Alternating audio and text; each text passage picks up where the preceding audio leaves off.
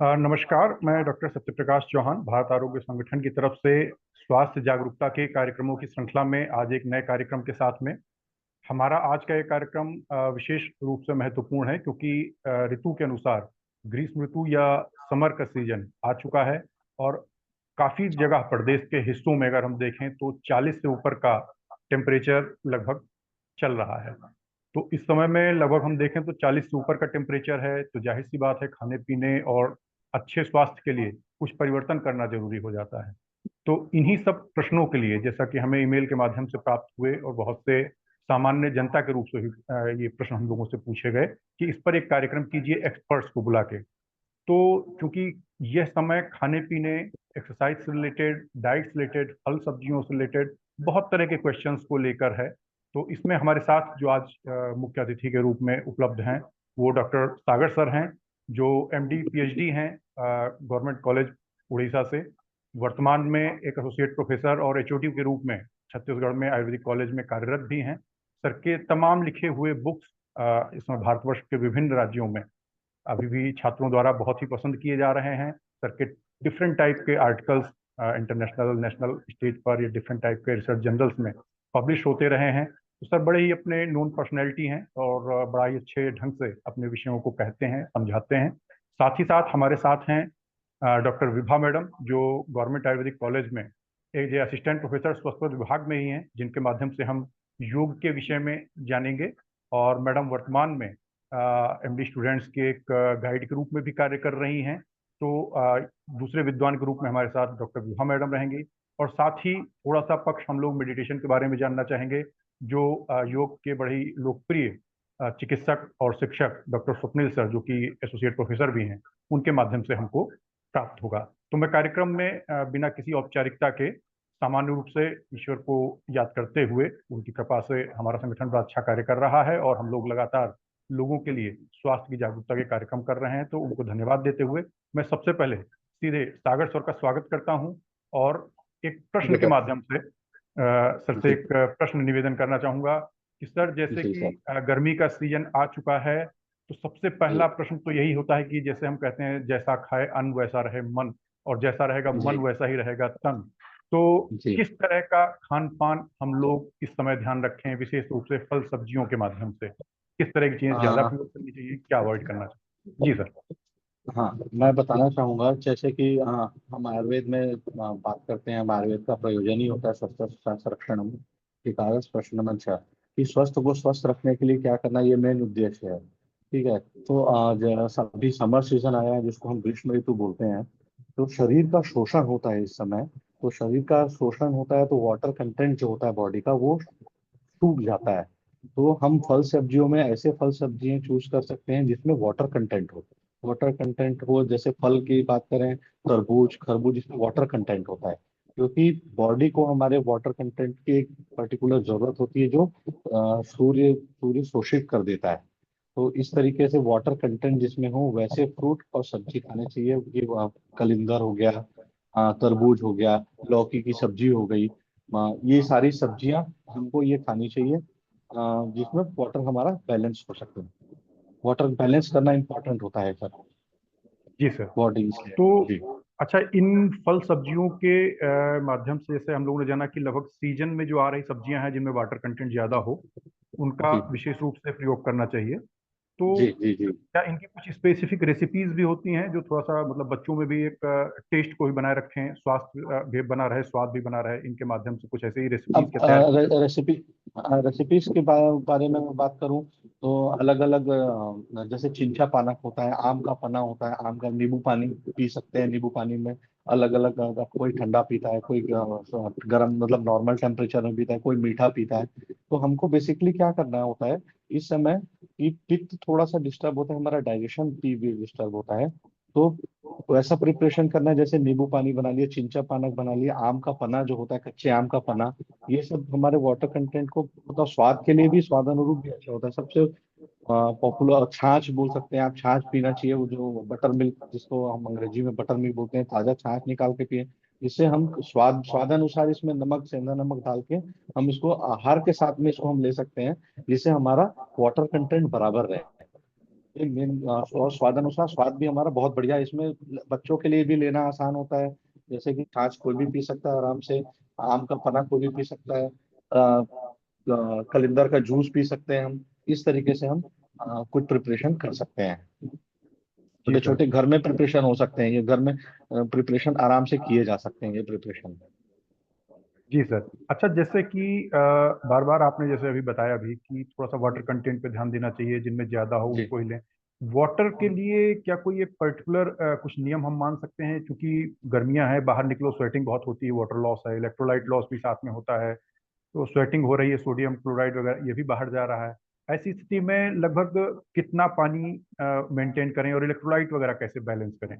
देखिए मैं एक बहुत आसान शब्दों में बताऊंगा और फिजियोलॉजी भी बताऊंगा क्यों जरूरी है, इससे क्या होता है। देखिए क्या होता है जब हम पसीना ज्यादा निकलता है, गर्मी ज्यादा लगती है, तो इलेक्ट्रोलाइट जो होता है, पोटेशियम, सोडियम, ये सब, क्लोरीन, ये सब डिस्टर्ब होते हैं और वो कमी होने लगता है, जिससे हमारे बॉडी में थोड़ी क्रैम्पिंग होती है। Cramping in the sense muscle stiffness हो गई, थोड़ा सा पेन होता है, ये होता है। तो ये करना बराबर करना बहुत जरूरी होता है। तो लगातार पानी लगा, जैसे कि नॉर्मली 3.5 4 लीटर पानी पीने नॉर्मल बोलते हैं, तो हम ये कर सकते हैं कि 4.5 लीटर पानी, 4 के जगह आधा लीटर 1 लीटर कोशिश करके हम 4 से 5 लीटर उसको कर सकते हैं, ताकि जो बैलेंस, जो इलेक्ट्रोलाइट जो लॉस हो गए हैं, वो हमारा बराबर हो सके। एंड साथ ही इस सीजन में, ग्रीष्म ऋतु में क्या होता है कि कफ पूरा शोषित हो जाता है, कफ कम हो जाता है, जिससे हमारा बल कम होता है। तो उसको भी हमको ध्यान रखना चाहिए कि कफ का भी बराबर रहे हमारे बातों में। मतलब हमारे शरीर में वात पित्त कफ की साम्यावस्था ही स्वास्थ्य है, तो उसको बराबर करने के लिए हम इस तरीके कफ जो थोड़ा से वर्धक आहार है, वो हम आहार विहार दोनों कर सकते हैं, जो कि कफ बराबर रहे। जी सर। तो ये बहुत अच्छी जानकारी आपके माध्यम से मिली। हमने फल सब्जियों के बारे में आपसे जाना, उन सब्जियों या फलों की किस तरह की रेसिपीज बना के थोड़ा स्वास्थ्य और स्वाद दोनों को मेंटेन करते हुए सभी के लिए कुछ अच्छे आहार बनाए जा सकते हैं। और ये जो पानी और इलेक्ट्रोलाइट को बैलेंस करने के लिए आपने जो जानकारी दी, ये बड़ी महत्वपूर्ण रहेगी। अच्छा सर, क्या कुछ औषधियां भी इस ग्रीष्म ऋतु में, जैसे औषधियों जी। को एकल द्रव्य के रूप में माने, कुछ हर्ब्स के बारे में, क्या उनको यूज किया जा सकता है जो थोड़ा सा बिल गर्मी के दुष्प्रभाव को बचाने में हमें मदद करें? देखिए शतावरी जो होता है, शतावरी शरीर, वो उसका गुण ही थोड़ा सा ठंडा करना होता है, खासकर महिलाओं के लिए शतावरी का सेवन हम एडवाइस करते हैं गर्मियों में। एकल द्रव्य की बात की आपने, शतावरी का कूल करता है, बॉडी कूलिंग इफेक्ट होता है शतावरी का। गिलोय ले सकते हैं, आंवला ले सकते हैं, अ, खसखस ले सकते हैं। ये सारे ड्रग्स, हम सिंगल ड्रग्स ये कंज्यूम कर सकते हैं गर्मी, क्योंकि इनका सबका गुण होता है थोड़ी शीतलता लेके आना शरीर में, और हमको शीतलता की बहुत जरूरत होती है। अंदरूनी, बाहर तो हम एसी में बैठ जाते हैं। देखिए इसमें एक बात और मैं बोलना चाहूंगा कि वाटर, अभी आपने एक क्वेश्चन प्रश्न पूछा था कि कितना पानी पीना चाहिए, तो मैं जो ठंडा पानी और गर्म पानी के विषय में थोड़ा सा बोलूंगा कि फ्रिज का पानी बिल्कुल डाइजेशन आपका वीक करेगा। डायरेक्ट फ्रिज का पानी पीने से अच्छा है आप मटके का पानी पिए, वो ज्यादा बेटर करेगा, क्योंकि गर्मियों में डाइजेशन ऑलरेडी सबका वीक होता है, थोड़ा सा वीक होता है, और फ्रिज का पानी, बहुत ठंडा पानी, डाइजेशन आपका वीक करता है। तो पानी अगर आप पी रहे हैं 4 साढ़े 4 लीटर, तो आप ठंडा पानी फ्रिज का ना पिए, नॉर्मल पानी पिए, मटके का पानी पिए। और साथ में ये एकल द्रव्य जो मैंने आपको बताया, वो आप उपयोग कर सकते हैं। जी सर, ये बड़ी अच्छी जानकारी मिली आपके माध्यम से, क्योंकि ये एक चलन में आ चुका है लगभग। फ्रिज का पानी अगर देखा जाए तो मेहमानों के लिए एक या एक स्टेटस सिंबल भी चाहे मान लीजिए, इसका बहुत ज़्यादा जी जी प्रयोग जी होना लगा है। तो आपने जो ये एक अपना, मुझे लगता है पुरातन भारतीय संस्कृति से ही संबंधित जो मटके का जल बताया है, इसको, जी और जी जी विशेष रूप से ताज़ा जल, तो निश्चित रूप से ज़्यादा इसका प्रयोग करना चाहिए। ये स्वास्थ्यवर्धक भी है और तृष्णा को, प्यास को बुझाने में ज़्यादा अच्छी मदद करेगा। जी मैं चाहूंगा सर आपके माध्यम से, विशेष रूप से जैसे गर्मियां हैं, कई बार देखते हैं हीट स्ट्रोक के केसेस अभी बढ़ेंगे, बाहर गए, चक्कर खा गए, ऐसा इस तमाम तरह की जी। चीज रहती हैं। तो आपके माध्यम से ग्रीष्म ऋतु को लेके अपने व्यूवर्स के लिए, जो भी हमारे दर्शक देख रहे हैं, उसके लिए कोई विशेष संदेश, आपको कोई विशेष मैसेज सभी के लिए? मैं ये बोलना चाहूंगा कि बस आप प्रकृति के हिसाब से चले, ऋतु के अनुसार चले, आयुर्वेद का यही सार है, और तभी आप स्वस्थ रह पाएंगे। जी सर, जी सर, बहुत बहुत धन्यवाद सर आपका। आपने बहुत ही संक्षिप्त शब्दों में, बहुत ही सरल भाषा में, सच पूछिए यही एक विशेषता होती है उच्च स्तरीय स्कॉलर्स की, ज्ञान बहुत होता है, लेकिन उसको सरलतम शब्दों में इस तरह से व्याख्या करते हैं कि एक जन सामान्य भी उसको समझ सके। और हमारा उद्देश्य भी यही है। विज्ञान अगर अंतिम व्यक्ति तक ना पहुंचे तो उसका कोई उद्देश्य नहीं रह जाता। तो सर बहुत बहुत धन्यवाद आपका। आपने बहुत ही थैंक सरल यू। शब्दों में और बहुत ही महत्वपूर्ण जानकारी हम लोगों के साथ साझा की। इसके बाद मैं कार्यक्रम के अगले हिस्से में डॉक्टर विभा के पास जाना चाहूंगा। डॉक्टर विभा मैडम, आपका स्वागत है आज के कार्यक्रम में। और आ, आप उपस्थित हैं? जी सर। ओके, हाँ, welcome welcome madam. Thank you sir. Madam, ये जैसे आप चीज आपके पास जो सेक्शन है हमारे प्रोग्राम का, वो है योग। कुछ हद तक जिसे सामान्य रूप से लोग एक्सरसाइज के रूप में जानने लगे हैं, जबकि योग एक बड़ा विस्तृत शब्द है। तो बहुत से लोग क्योंकि रूटीन में स्वास्थ्य के संरक्षण के लिए अपना योग लगातार करते रहते हैं, और कुछ लोग कुछ पर्टिकुलर डिसीज के लिए योग करते रहते हैं। तो ऐसे मौसम में अब जब हम हैं जहाँ की बहुत थोड़ा सा एक्सरसाइज करते एक्सर्शन होने लगता है, स्वेटिंग होने लगती है, तो ऐसे में हम लोग आपसे जानना चाहेंगे कि योग कितना करें, कौन से ऐसे इंडिकेशन है जब हम समझ लें कि बस अब आज के लिए इतना ही योग काफी है, और जो पर्टिकुलरली खासतौर से डिसीज से रिलेटेड हैं उनके लिए आप क्या एडवाइस करना चाहेंगे कि मात्रा काल इन सब चीजों को ध्यान रखते हुए योग में हम क्या सावधानियां बरतें? विभा मैडम। जी थैंक यू सर। सर जैसा आपने कहा कि व्यायाम को बहुत तरीके से उसे कोरिलेट करने लग गए हैं कि योगा और एक्सरसाइज एक तरीके से। बट योग तो अपने आप में बहुत विस्तृत है सर। योग सिर्फ शरीर की स्वास्थ्य से रिलेटेड नहीं है, मानसिक स्वास्थ्य से भी रिलेटेड है। तो क्योंकि अभी आपने सिर्फ समर से पर्टिकुलरली आपने पूछा, तो आ, कोई भी जब भी हम स्टार्ट करें, क्योंकि हमारा बल ऑलरेडी कम है, तो हमें पहले तो सर जो सूक्ष्म व्यायाम कहा गया है, स्ट्रेचिंग, थोड़ी सी उससे स्टार्ट करना चाहिए। क्योंकि हमारी जो ब्लड सर्कुलेशन है ग्रीष्म ऋतु की वजह से ऑलरेडी टुवर्ड्स पेरीफेरी रहती है, क्योंकि स्वेटिंग ज्यादा होती है और ब्लड फ्लो जो है उसको पेरीफेरीज एक्सट्रीमिटीज की तरफ ज्यादा किया हुआ रहता है। तो जो थोड़ा सा सूक्ष्म व्यायाम है, चाहे हैंड रोटेशन, नेक रोटेशन, इससे अगर हम स्टार्ट करते हैं तो जो मसल्स हैं वो प्रिपेयर होती हैं आगे के एक्सरसाइज के लिए। और जैसा कि क्या कर सकते हैं, तो उसमें योग में तो ऐसा है कि जितने भी एग्जॉस्टिंग प्रैक्टिसेस हैं, जैसे सर प्राणायाम में हो गया अपना भस्त्रिका प्राणायाम, या फिर जो क्रिया है कपालभाति क्रिया, उन सबको थोड़ा सा अवॉइड करना चाहिए, क्योंकि वो जो है बॉडी में हीट प्रोड्यूस करते हैं। और ऑलरेडी समर का सीजन है, गर्मी ऑलरेडी ज्यादा है, तो उसको अवॉइड करना चाहिए। डिजीज वाइज भी देखें सर तो हाइपरटेंशन है, इन सब जो डिजीज है इसमें एग्जॉस्टिंग प्रैक्टिसेस को हमें अवॉइड करना चाहिए, क्योंकि बीपी ऑलरेडी बढ़ा हुआ है, और उसमें समर में अगर हम और भस्त्रिका या कपालभाति जैसी कोई क्रिया करें जो एग्जॉस्टिंग हो, तो वो हमारे लिए नुकसान कर सकती है। दूसरा सर जो आसन है, आसन में तो उसका पहले ही वर्णन ही किया गया कि स्थिरम सुखम आसनम। जिस भी पोस्चर में हम कंफर्टेबली लंबे समय तक रह सके वही आसन है। तो आसन में भी जो कॉम्बिनेशन या एग्जॉस्टिंग आसन है सर, जैसे कि डायनामिक प्रैक्टिसेस होती हैं जो एक साथ कॉम्बिनेशन के साथ की जाती है। जैसे हो गया सर पश्चिमोत्तानासन से हलासन, ये कॉम्बिनेशन वाले आसन होते हैं, ये ज्यादा एग्जॉस्टिंग होते हैं, तो हमको वो अवॉइड करना चाहिए। अगर रेगुलर प्रैक्टिशनर हैं जो पहले से कर रहे हैं तो उनकी कैपेसिटी ज्यादा है। अगर बिगनर है तो फिर उसको और विशेष रूप से ध्यान देना होगा, क्योंकि उनको तो मसल्स को उतनी आदत नहीं है, अडेप्टेड नहीं है उतनी फ्लेक्सिबिलिटी के लिए। तो उनको पहले स्ट्रेचिंग और ज्यादा ध्यान देते हुए करना चाहिए। और जितनी भी है उसमें ब्रीदिंग के साथ एक्सरसाइज और योगा के आसन में यही एक डिफरेंस है कि एरोबिक रेस्पिरेशन जो है मसल्स की वो बनी रहनी चाहिए। क्योंकि एक्सरसाइज करते हैं उसमें हम इतने ज्यादा फास्ट मूवमेंट्स करते हैं अपने मसल्स के कि एनारोबिक रेस्पिरेशन अपने आप स्टार्ट हो जाती है, जो कि मसल फटीग की तरफ जाती है। और योगा में ब्रीदिंग को ऊपर ज्यादा ध्यान देते हुए मसल्स पे एरोबिक रेस्पिरेशन का चांसेस बनाए रखते हैं, तो एग्जॉशन जो है कंपैरेटिवली कम होता है। तो कोई भी आसन करना है तो उसमें प्रॉपर ब्रीदिंग करना है। एक आसन से दूसरे आसन पे जाने के बीच में पहले उदर श्वसन करके अपनी ब्रीदिंग को नॉर्मल करना है। तो इससे सर जो थकान है वो भी कम होगी, योग के बेनिफिट्स भी मिलेंगे, और जो डिजीज पे है उस पे भी हमको फायदा मिलेगा कि ज्यादा से ज्यादा हम उसका फायदा ले सकें योगा से। जी मैडम, बहुत बहुत धन्यवाद आपका। बहुत अच्छी जानकारी आपने दी। जो लगातार योग की प्रैक्टिस कर रहे हैं और उनको भी मैडम के माध्यम से जानकारी मिलनी चाहिए। योग योग है, वो कभी एक्सरसाइज नहीं बनेगा। जैसा कि मैडम ने बार बार बताया है, ये बॉडी को बल्कि रखने का नहीं बल्कि स्वस्थ रखने का एक तरीका है। इसलिए इसमें आप रेस्पिरेशन वगैरह को ध्यान देते हुए अपने आसन या योग के पोस्चर्स करेंगे। अच्छा मैडम, एक प्रश्न अभी ईमेल पे हमें मिला है, एक स्टूडेंट का है, वो बड़ा अच्छा नॉर्मल सी चीज़ है। उन्होंने कहा कि सर, जैसा आप लोग डिस्कस कर रहे हैं कि गर्मी का मौसम है, एक्सर्शन ज़्यादा हो जा रहा है, तो क्या हम एसी चैम्बर्ड में योगा को फुल कर सकते हैं? एक बच्चे का प्रश्न है कि आई मीन योगा में करना ही है, तो क्या हम एसी में जाके कर सकते हैं?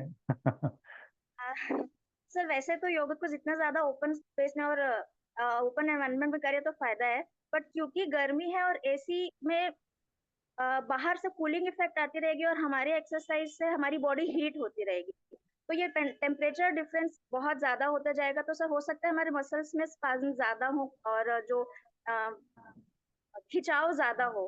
तो अगर जी बिल्कुल जी जी बेरेबल नहीं है तो ही एसी का सजेशन रहेगा, वरना एसी में योगा प्रैक्टिसेस अवॉइड करना चाहिए। जी जी जी मैडम, बिल्कुल ये प्राकृतिक विधा है, और प्रकृति के जितना करीब आके रहें, प्रकृति के साथ जितना मिल के रहें, सागर सर ने भी यही एडवाइस किया था। तो बेहतर एडवाइस है मैडम के माध्यम से जो हमें मिल रही है कि सुबह का समय थोड़ा जल्दी उठ जाएं, जिस समय थोड़ा टेम्परेचर अच्छा रहे, प्रकृति में अच्छे पार्कों में बैठ के या ऐसी जगहों पे बैठ के जहाँ पे अच्छा वेंटिलेशन है, अच्छी हवा है, शुद्ध हवा, प्राकृतिक हवा है, वहीं पे योगा की प्रैक्टिस ज्यादा करें। अच्छा मैडम, इस चीज के बारे में हम लोग और जानना चाहेंगे कि आप पर्टिकुलरली कुछ ऐसे योगाज हैं, जैसे आपने अभी एक बताया भी, वैसे जैसे भस्त्रिका या भ्रामरी, जैसे हम लोग कई बार नेट पे इनके बेनिफिट पढ़ते हैं तो बहुत अच्छे अच्छे बेनिफिट मिलते हैं, न्यूरोलॉजिकल बेनिफिट्स हैं, या कपालभाति वगैरह को लोगों ने कई बार एक फैशन के रूप में भी करना शुरू कर दिया कि नहीं, हाँ ओबेसिटी कम करना है, टमी में थोड़ा सा फैट कम करना है, तो हम करते ही रहेंगे। जैसा आपने इस तरह का एडवाइस दिया कि हाँ इस समय थोड़ा सा विद प्रिकॉशन या अपने किसी योग के अच्छे चिकित्सक के मार्गदर्शन में या उनसे एडवाइस लेके करें, तो ऐसे क्या कोई पर्टिकुलर और डिसीजेज या योगा के बारे में आप कुछ जानकारी देना चाहेंगी जो इस समय थोड़ा सा कोशिश करके अवॉइड करना चाहिए, अगर जो लोग रेगुलर प्रैक्टिस में नहीं हैं उन योगा के साथ कम से कम अभी थोड़ा सा शुरुआत ना करें? सर जो रेगुलर प्रैक्टिशनर नहीं है उनको तो इस वक्त बहुत ध्यान से ही प्रैक्टिस स्टार्ट करनी चाहिए, क्योंकि एक तो पहले उन्होंने कभी योगा उतना ज्यादा किया नहीं है, तो मसल्स में उतना अडेप्टेशन का पावर अभी नहीं रहता है, फ्लेक्सिबिलिटी ज्यादा रहती है मसल्स में। तो अगर फिर भी अगर वो अभी स्टार्ट कर रहे हैं तो मैंने जैसे बताया सर, स्ट्रेचिंग पे उनको ज्यादा ध्यान देना चाहिए, क्योंकि मसल स्पैज्म होने का बहुत ज्यादा चांस रहेगा। तो प्रॉपर स्ट्रेचिंग जो सूक्ष्म व्यायाम है, head rotation, neck rotation, arm rotation, ये सब कटी चालन, ये सब करने के बाद उनको स्टार्ट करना चाहिए, और with breathing, with proper break. एक बहुत बेसिक अंतर हो जाता है, जैसे ही हम थोड़ा करते हैं और एग्जॉशन होता है, तो हम जो सर ब्रीदिंग है वो थोरेसिक रेस्पिरेशन स्टार्ट कर देते हैं एब्डोमिनल रेस्पिरेशन की वजह। वो शैलो ब्रीदिंग होती है सर, जल्दी जल्दी सांस लेने की वजह से। तो जब भी एक आसन कंप्लीट हुआ है, एक प्रैक्टिस कंप्लीट हुआ है, तो अपनी पहले अपने रेस्पिरेशन को नॉर्मल करें, उदर श्वसन करके अपनी ब्रीदिंग को नॉर्मल करें, और फिर दूसरे आसन की तरफ स्टार्ट करें। क्योंकि वो बिगनर है, तो बहुत ज्यादा आसन ना करते हुए शॉर्ट इंटरवल्स में उनको अपनी प्रैक्टिस करनी चाहिए, ना कि एक साथ लंबे समय का, लंबा ड्यूरेशन का प्रैक्टिस करना चाहिए।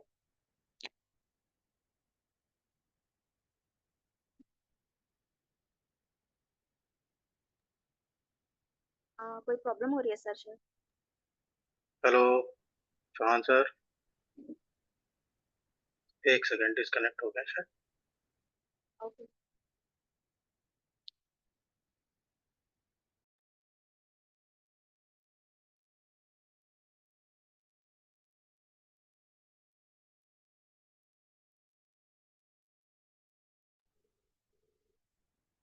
देखता हूँ। हेलो। हाँ, क्या मैं ऑडिबल हूँ? Yes sir, yes sir. ठीक है। यस मैडम, तो मैं यहाँ वहीं से इस चीज को कंटिन्यू करना चाहूंगा कि जैसा हम लोग ये जानना चाह रहे थे कि जब भी हम लोग योगा कर रहे होते हैं तो क्या ऐसी स्थिति में जैसे बहुत से लोग बीच बीच में पानी पीना, थोड़ा सा एनर्जी की और फिर करने लगे, जैसे एक एक्सरसाइज मोड में करते हैं लोग, तो क्या उस पैटर्न में योगा को भी किया जाना ठीक है? जैसे एक्सरसाइज में हम लोग जिम में देखते हैं लोग पानी पी रहे हैं, इलेक्ट्रोलाइट पी रहे हैं, फ्लोरेस्ट किए, फिर दोबारा से शुरू हो गए, तो क्या योग का प्रोटोकॉल इससे थोड़ा सा अलग रहेगा एक्सरसाइज पैटर्न से? नहीं सर, क्योंकि गर्मी का सीजन है, बॉडी में स्वेटिंग ज्यादा है, वाटर लॉस वैसे भी ज्यादा होता रहता है, तो अगर प्यास लग रही है, एग्जॉशन हो रहा है, तो सिप बाय सिप सर, एक साथ बहुत ज्यादा नहीं, एक आसन के बाद एक दो सिप लेकर के वो फिर आगे कंटिन्यू कर सकते हैं। पानी जी इंटेक मैम। किया जा सकता है, पर सिप बाय सिप लेना है क्योंकि बॉडी हीटेड है। एक साथ बहुत ज्यादा वाटर इंटेक नहीं करना है और बहुत ठंडा पानी भी नहीं लेना है। एकदम नॉर्मल जो रूम टेम्परेचर का पानी है उसको सिप बाय सिप कंज्यूम कर सकते हैं। Okay, thank you madam. ये जो नए बिगनर्स हैं हमारे यहाँ पे अभी जो योगा शुरू करना चाह रहे हैं, ऐसे लोगों के लिए कोई एक आपकी तरफ से सलाह, जो भी नया सेशन चालू करना चाह रहे हैं, अभी से योगा शुरू करना चाह रहे हैं, उन लोगों के लिए स्पेशली कुछ डाइट से रिलेटेड या कुछ स्पेशल प्रिकॉशंस वगैरह जो आप बताना चाहें? सर योगा तो कभी भी शुरू कर सकते हैं, वो हमेशा हमारे शरीर के लिए फायदेमंद ही रहेगी। पर क्योंकि बिगनर है और उन्होंने पहले कभी ऐसी कोई आसन नहीं किए हैं, तो थोड़ा सा कॉशन जरूरी है। शॉर्ट इंटरवल्स में उनको प्रैक्टिस करनी चाहिए। एक आसन में अपने बॉडी को पुश किए बिना जितना कंफर्टेबली वो जिस पैनल पोजीशन में पहुंच सकते हैं, वहां पे उनको रुक के अपने बॉडी को धीरे धीरे अडेप्ट करना चाहिए। और बहुत ज्यादा कोशिश करके एक साथ 1 घंटे का जैसे प्रैक्टिस कर रहे हैं, उस चीज को थोड़ा सा अवॉइड करना चाहिए, क्योंकि सर बॉडी को अडेप्ट होने में, मसल्स को अडेप्ट होने में टाइम लगेगा और बल हमारा इस वक्त वैसे भी कम रहता है। तो शॉर्ट ड्यूरेशन के छोटे छोटे आसन प्रैक्टिस करने से और बहुत ज्यादा विगरस या एग्जॉस्टिंग प्रैक्टिस ना करें, छोटे आसन, सिंपल आसन से शुरू करना चाहिए।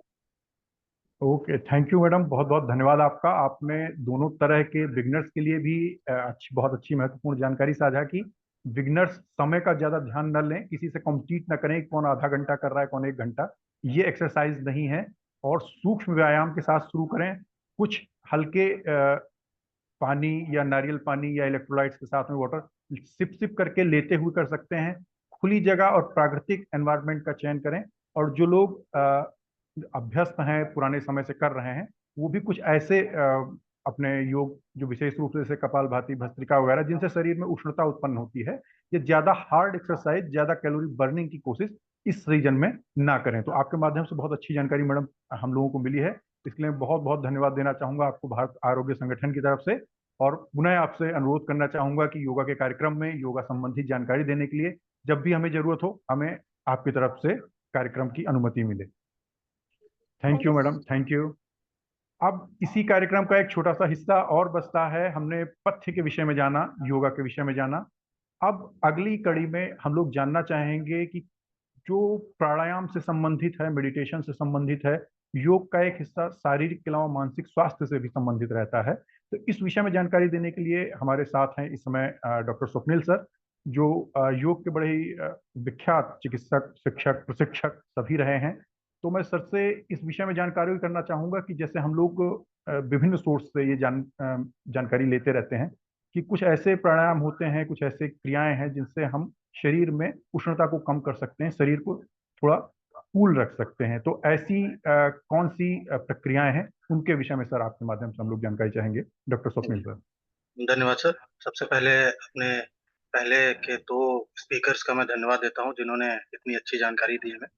आपके क्वेश्चन पर वापस आते हुए, जैसे कि सर आपने पूछा है कि कौन से प्राणायाम हमें करने चाहिए जो थोड़ा कूलिंग इफेक्ट दें। उसके पहले सर मैं एक चीज यहाँ पे बताना चाहूंगा कि जो ये सीजन है, इस सीजन में हमारे प्राणायाम के काल बताए गए हैं, नो डाउट। आप सुबह कर सकते हो, मध्य अर्ध मतलब आफ्टरनून कर सकते हो, शाम में कर सकते हो, रात्रि कर सकते हो, अर्धरात्रि कर सकते हो। तो इसमें भी अगर हम सुबह और शाम का टाइम चूज कर रहे हैं, तो इस टाइम काफी ठीक रहेगा। कुछ प्रिकॉशंस मैं पहले बताना चाहूंगा, जैसे कि पहले के स्पीकर्स ने बता रखा है कि समय का ध्यान रखना बहुत जरूरी है। स्थान, जैसे कि आपने पूछा ही था, एसी में नहीं होना चाहिए, पार्क में रहना चाहिए। तीसरा, आप पानी का जो बात हुई कि पहले पानी बहुत पीना चाहिए, तो प्राणायाम के पहले और बाद में आप सफिशिएंट क्वांटिटी में पानी पीजिए। दूसरी चीज, एक और चीज यहाँ बोलना चाहूंगा कि जो आपके क्लोथिंग है वो थोड़ा लूज क्लोथिंग हो, थोड़ा कॉटन क्लोथ्स हो जो थोड़ा सा एयर पास कर सके, ऐसे क्लॉथिंग वगैरह रखिए। और अपनी शरीर की स्थिति को समझिए कि आप किस हद तक ये एक्सर्शन या ये गर्मी बर्दाश्त कर सकते हो।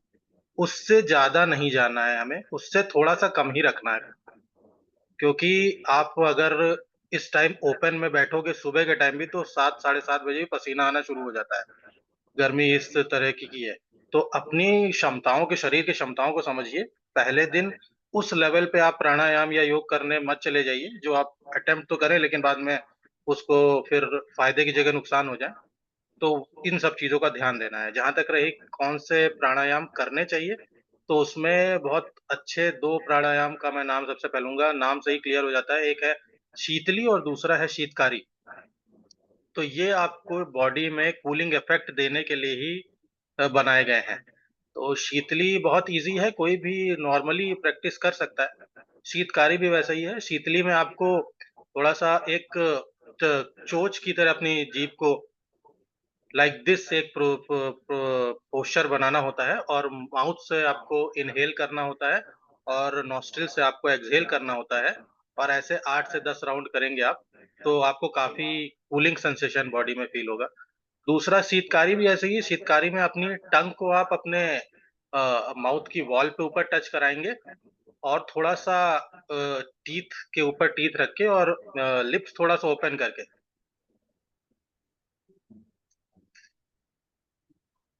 इस तरह से आप you have to inhale from your mouth. इस तरीके से आप इनहेलिंग करेंगे और एक्सहेल करेंगे आप नॉस्ट्रिल से, तो ये भी आपको काफी कूलिंग इफेक्ट देगा।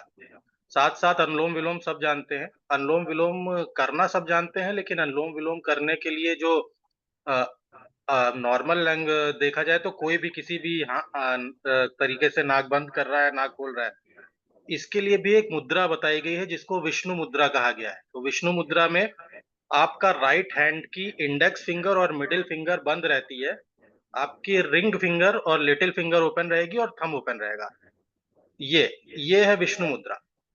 तो विष्णु मुद्रा लगा के आप अनुलोम विलोम करना शुरू करेंगे तो राइट नॉस्ट्रिल आप थंब से बंद करेंगे और जब ओपन करना होगा खोलेंगे, और लेफ्ट नॉस्ट्रिल के लिए आपकी लिटिल फिंगर और रिंग फिंगर रखी गई है।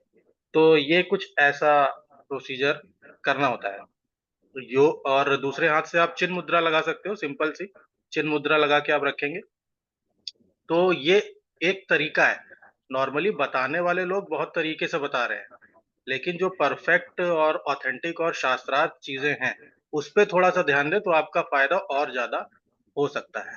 जहां तक रही इसके बाद, आप अगर मेडिटेशन की बात करें तो मेडिटेशन तो ध्यान जिसको हम कहें अष्टांग योग में अपने ध्यान, तो ध्यान आप किसी एक वस्तु पे लगा सकते हैं। आप अंतर ध्यान भी कर सकते हो, मतलब आप आंख बंद करके कर रहे हो या किसी एक वस्तु पे फोकस करके कर रहे हो। इसके साथ साथ मैं बोल सकता हूँ योग निद्रा का एक बहुत अच्छा रोल है इसमें। योग निद्रा भी आपके काफी एक्सर्शन या प्रेशर को कम करेगी और आपको वो 10 से 15 मिनट का पूरा एक प्रोसीजर है, वो आप फॉलो करेंगे जिसको हम शवासन से कोरिलेट कर सकते हैं, बट योग निद्रा इज लिटिल बिट डिफरेंट। तो इस तरीके से ये कुछ चीजें हैं जो हम फॉलो कर सकते हैं। जी सर, बड़ी अच्छी जानकारी मिली आप इस संदर्भ में, क्योंकि ये गर्मी का मौसम है, हीट स्ट्रोक वगैरह की चीज़ें हैं। अब ये जितने सिंपल वे में और जितना ऑथेंटिक वे में आपने बताया, मैं समझता हूँ कि भारतीय जनमानस में कुछ नई परंपराओं की शुरुआत भी की जा सकती है। जैसे हम सामान्य रूप से एक जानकारी में लेते हैं कि अब निकलना ही है, कोई ऐसा काम है कि हमें जाना ही पड़ रहा है बाहर। बाहर का टेम्परेचर लगभग बहुत सी जगहों पर धीरे धीरे 45 या 50 होगा, जैसा हम लोग जानते हैं हर बार गर्मी के मौसम में। तो एक ध्यान तो हम रखते हैं कि पानी पी के निकले हैं, थोड़ा सा इलेक्ट्रोलाइट वगैरह के साथ साथ अगर थोड़ा सा शीतली या शीतकारी वगैरह भी करके निकलें तो बॉडी को कूलिंग में ये थोड़ा हेल्प करेगी। और कहीं भी अगर ऐसी स्थिति आ रही है जहां हमें लग रहा है कि हाँ गर्मी बहुत ज्यादा लग रही है, थोड़ा सा किसी छायादार जगह में जाएं और थोड़ा सा अभ्यास कर सकते हैं इस चीज को भी, शीतली या शीतकारी का, जिससे आपके ऊपर उष्णता का प्रभाव कम से कम पड़े। तो अच्छा, इसके अलावा सर जैसे इन प्रक्रियाओं को करने के लिए क्या खुली जगह या पार्क वगैरह का ही चयन करें, या ज्यादातर लोग जैसे अपने क्लासेस में हैं या जॉब प्लेस पे हैं तो शीतली या शीतकारी वगैरह के लिए क्या ऐसी जगहों पे भी जी किया सर, जा बिल्कुल सकता है? बिल्कुल बिल्कुल 8 से 10 राउंड आपको करने हैं तो आप एक कंफर्टेबल प्लेस में, थोड़ा सा ओपन एरिया, बस अगर हो सके तो ऐसा चुन लीजिए कि ज्यादा शोरगुल ना हो रहा हो, शांत हो, थोड़ा सा शांत और ओपन एरिया हो। तो जनरली मुझे लगता है कोई भी कॉर्पोरेट में है या कहीं भी ऑफिस में है तो एक ऐसा स्पॉट होता है जहाँ पे थोड़ी देर वो लोग रिलैक्स करते हैं। तो आप उस थोड़ी सा एरिया, ज्यादा जरूरत नहीं होगी, आप चेयर पे बैठ बैठ के कर सकते हो आराम से। ऐसा नहीं है कि आपको प्रॉपर नीचे बैठ के ही करना है। चेयर पे बैठ के अपना थोड़ी देर रिलैक्स हो गए, ब्रीदिंग को नॉर्मल किया और उसके बाद 8 से 10 राउंड कर लिए और वो इतना काफी है। जी सर। अच्छा, इसके पहले और किसी तरह कोई स्पेसिफिक प्रिपरेशन जैसी कोई चीज, जैसे हम लोग योग में या आसन की तरफ जाते हैं तो थोड़ा सा सूक्ष्म व्यायाम वगैरह करके करते हैं, जी तो क्या जी इसमें जी ऐसा कुछ है जो कोई प्री प्रिपरेशन हो? कुछ नहीं सर, बस थोड़ा-सा अपने माइंड को काम करने के लिए आप ब्रीथिंग पे क फ़ोकस करेंगे तो उतना काफ़ी है।